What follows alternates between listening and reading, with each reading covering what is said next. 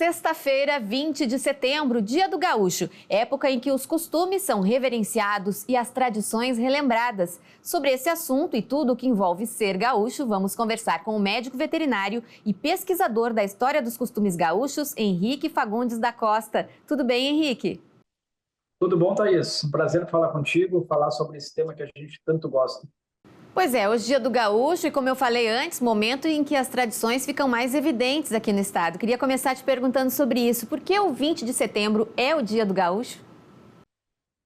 Bom, o 20 de setembro, historicamente, marca o início da Revolução Farroupilha.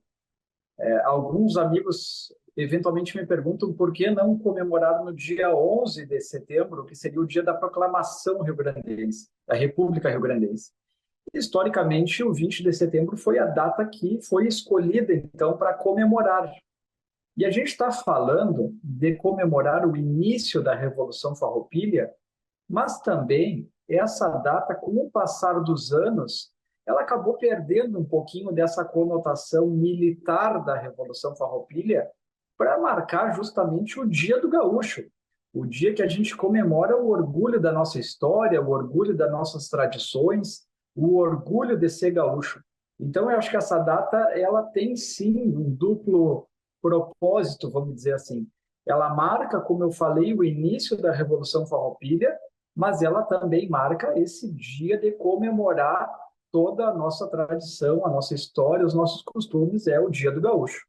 Henrique, a história dos costumes gaúchos que você tanto estuda tem a ver com pioche e chimarrão, mas vai muito além disso, né? Tem toda uma questão das práticas e da lida do campo também. Thaís, a tradição gaúcha, ela é muito vasta, mas ela também é muito pessoal. Tem muita gente que nunca andou a cavalo na vida e tem o maior apreço pela cultura, porque, como tu falou, ela é muito ampla. Ela engloba a parte campeira, as provas campeiras, a lida campeira nas estâncias, que praticamente não mudaram, mudaram muito pouco, mas também tem o mate, também tem as danças, também tem a música, também tem a poesia, tem a escrita, tem os livros de história. Então, realmente, a gente tem uma cultura muito ampla, muito rica, e que ela sabe ser ou sabe atingir a cada um de forma muito íntima, de forma muito pessoal. E a ti, então, como essa cultura te atinge dentro do trabalho de pesquisa e também dos livros? Bom, eu acredito que a cultura gaúcha, como eu falei, ela tem uma origem no campo, e com o passar do tempo, ela chegou na cidade. Eu tenho uma criação ligada ao campo, ligada ao meio rural, então eu cresci nesse meio e foi um meio que sempre me cativou desde criança. O imaginário do meio rural, das pessoas, principalmente o homem do campo, a mulher do campo. Então eu cresci nesse meio e fui chegando, vamos dizer assim, aos livros no momento em que eu percebi que a nossa cultura era muito mais valorizada a questão artística, especialmente lá com o Paixão Cortes, com Barbosa Lessa, nos anos 50, onde a nossa tradição foi muito resgatada, mas muito no sentido artístico, nas danças, na música. E eu sempre gostei dessa orientação campeira da nossa tradição, e eu comecei os meus estudos resgatando um tema que até então, não vou dizer que estava esquecido, mas que já não tinha o prestígio do passado, que são os arreios, os aperos. Então eu comecei pesquisando sobre isso e lá se vão 20 anos de pesquisa. E é um assunto dentro desse tema específico dos arreios que também é volumoso, né, Henrique? Eu acompanho tuas redes e tem até um pequeno museu, uma coleção de produtos, é isso? Tenho. Eu comecei a colecionar peças relacionadas ao universo gauchesco com entre 12 e 13 anos e vai passando o tempo e a gente vai juntando. Então já tem um acervo que é bem volumoso, bem considerável, relacionados com peças do universo gauchesco, mas também essas peças elas têm para mim uma conexão não só com o campo, mas com a pesquisa, porque cada uma delas conta uma história, cada uma delas nos conduzem a um caminho diferente, muitas vezes, e a maioria delas nos obrigando realmente a pesquisar sobre aquelas peças. Então, a minha história, a minha trajetória começa com essas, vamos chamar assim, com uma coleção que começou de forma bem despretensiosa, de peças das mais variadas possíveis do universo gauchesco, mas que com o passar do tempo elas foram ganhando não apenas volume, mas também contexto dentro da minha proposta. E dentro dessas descobertas, algo te chamou mais atenção sobre alguma peça que tenha levado a um costume de época do gaúcho? Muitas, Thais, muitas peças, porque a maioria das coisas, quando a gente vem desse meio, não se busca na origem ou todo o potencial de história e de significado que cada uma dessas peças tem para contar.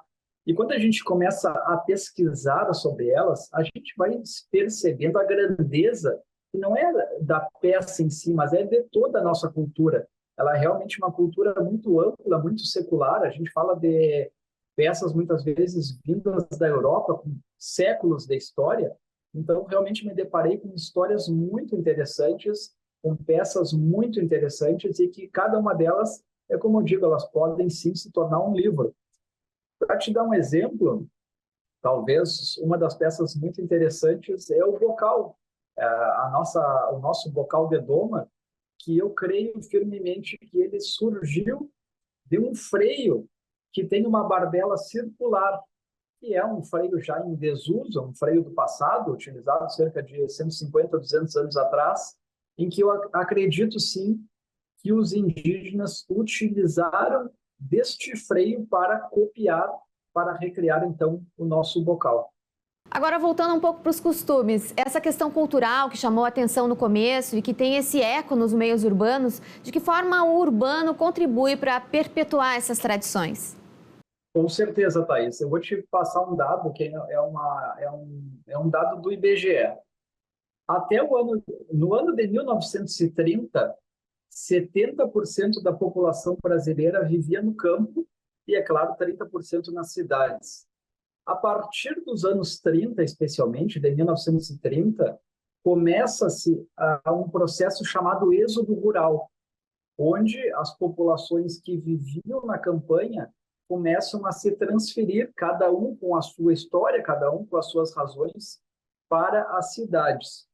Coincidência ou não, o nosso movimento que foi começado lá com Paixão Cortes, de retomar um pouco dessas histórias, se deu nos anos 50. Então, veja que ele está, de certa forma, ligado com esse movimento do êxodo rural, porque ali a gente tem, entre os anos 30 e 40, uma maior manifestação nesse sentido de realmente de mudança. Já aquelas crianças que no passado estudavam em escolas rurais passam para a cidade, e então ali a gente tem uma transferência também de cultura. Dessa nossa cultura gaúcha, que tem sim uma origem, que tem uma base no campo, ela começa a se estabelecer nas cidades muito por conta do êxodo rural. Então, claro, eu te falei que lá em 1930, 70% da população brasileira vivia no campo.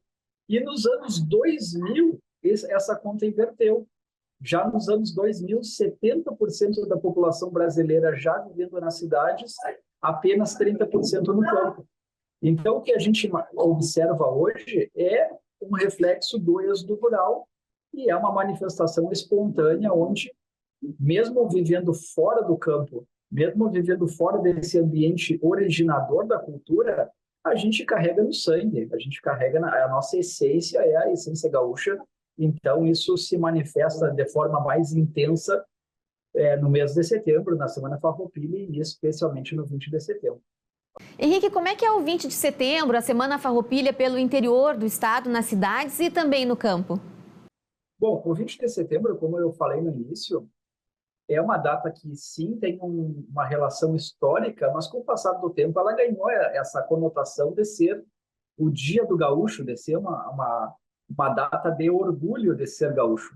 Então, na cidade é um pouco isso, é o resgate da essência, é voltar ao passado, é voltar à origem, é perpetuar a nossa tradição, é vivenciar a tradição nas diferentes manifestações. Mas para o pessoal que vive no campo, que trabalha no campo, também é um dia de festa, também um dia de exaltar aquilo que acreditam, de vivenciar essa tradição que vivem no dia a dia, mas que não, que é um dia a dia de trabalho e não de festa. Então, para o pessoal do campo, também de encontrar os amigos, de encontrar a família, porque muitas vezes vivem num afastamento por conta de estarem trabalhando no campo. Então, eu acho que os motivos acabam sendo parecidos, apesar das realidades serem diferentes, e eu acredito que o sentimento, esse é um só, esse sentimento de ser e de querer ser gaúcho. Bom, agora eu queria falar um pouquinho sobre o teu trabalho, né, Henrique? Tem livro saindo, como estão teus projetos? Bom, Thaís, esse ano eu cometi uma espécie de aventura, vamos dizer assim, de publicar uma obra que é um clássico do Rio Grande do Sul, que se chama Antônio Chimango. E, claro, não apenas fazer uma impressão dessa obra, mas eu fiz um estudo baseado em três pilares: um pilar histórico, no pilar artístico, ou seja, da linguagem do poema, e no aspecto campeiro.